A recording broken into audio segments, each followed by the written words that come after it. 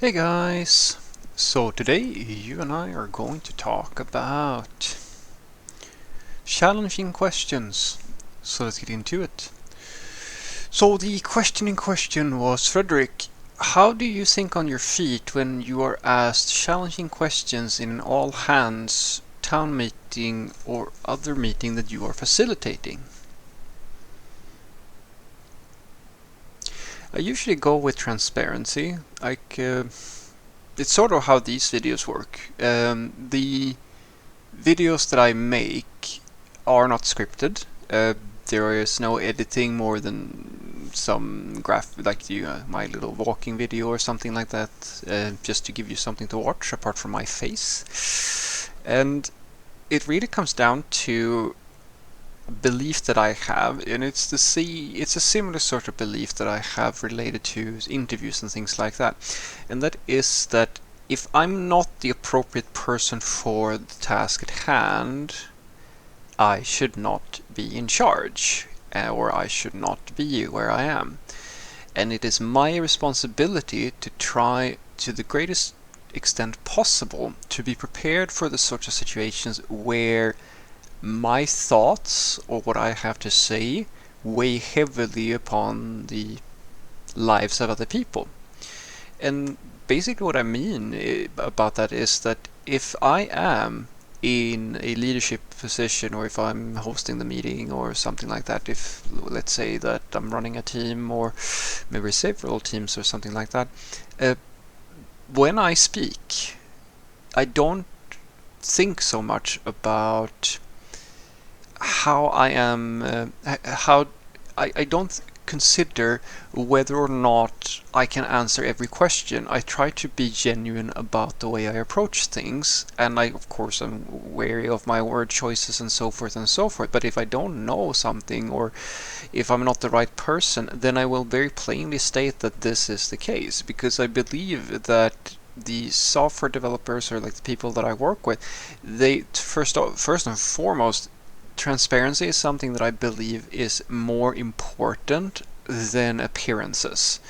Because appearances is something that at some point it's going to shine. So it's what I've said about, these sorts of software, like not software developers necessarily exclusively here, but people who are all talk. I have met so many, not just managers but software developers as well, where they really embrace this idea of appearances to the point where they have mastered the craft of the corporate mask or the corporate talk, where a lot of people get swayed by the fact that they are either charismatic or they use their good language or charisma or things like that.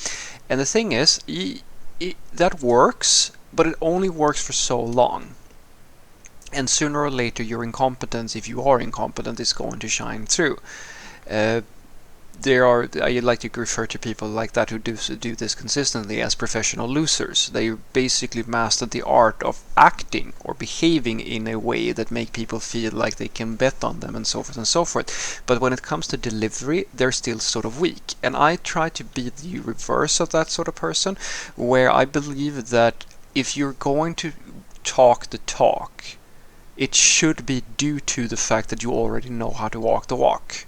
And reversing that is where I think that people sort of make fools of themselves, or like that causes and of course low self-esteem and so forth. But this need to be correct or knowing everything is not necessary for someone like myself, because as I said, if I'm talking to you guys now and you feel that what I'm saying is resonating with you, it is not because this is scripted or because I have some vague understanding of the topic. Well, I'd like to think that I have a deeper understanding of most things that I talk about, but it is because the thing that people who do this for show are trying to fake, I have.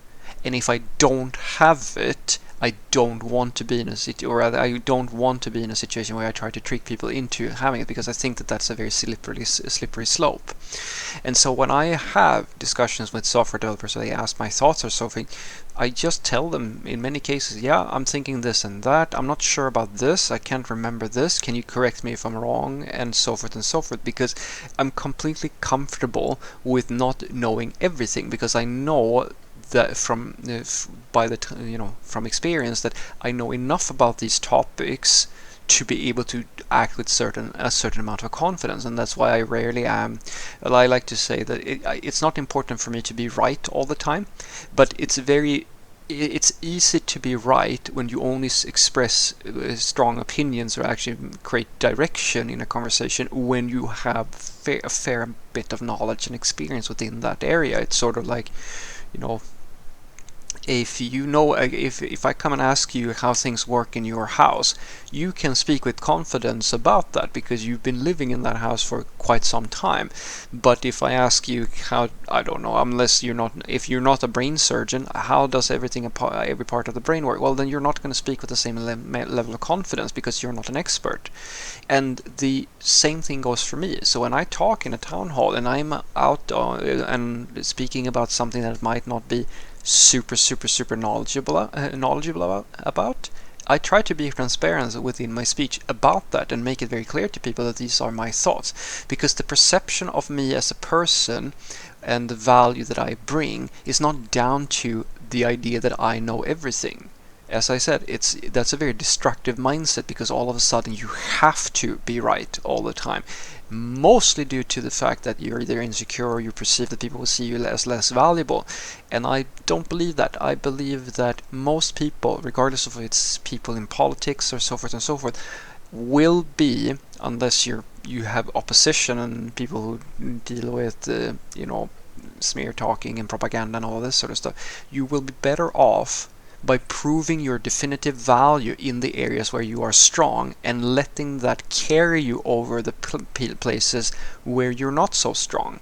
You should continuously improve. I mean, at least for me, the end goal is, of course, to be good at all the things that are relevant to any given situation. That's, of course, impossible, but that's my ambition. And when I let that sort of thing, like that mindset, shine through, most people will, as I said, they will appreciate me quite a lot for the things that I do know, and they will respect me based on that, rather than that I have this I know everything type of attitude towards everybody, because that really only works, as I said, guys, if it's a short-lived high that sooner or later either ends with you trying to overwork yourself to death because you have to prove things to people all the time, or people seeing through the cracks and realizing that actually you're just an arrogant bastard who's trying to make everybody believe that you are better than you are. So what I want you to take away from this is that usually the way I think on my seat is, one thing is you can sit here and practice videos like this if you want to. That helps a little bit. But for the most part, it's really down to that most topics where I have a conversation and I have some opinions about it, is down to that I have the knowledge already. So to me, it doesn't really matter if it's one person or 1,000 people watching. Not now, at the very least. It might have been the case when I started making these videos, but you get desensitized to it until a point you reach a point where you sort of just accept the fact that not everybody who's listening to you is going to find what you're saying interesting or true, or like they will have their own opinions and so forth and so forth. But this is what I was saying earlier that I think makes the difference, and that is, just as your friends or your family members and so forth, you may not love them for every trait they have as a person, but you probably like them based on the things that they do really, really well. And I believe the same sort of attributes are most important in a leader. Most people will want to work with a leader who is competent and really strong in the relevant areas of whatever we're doing.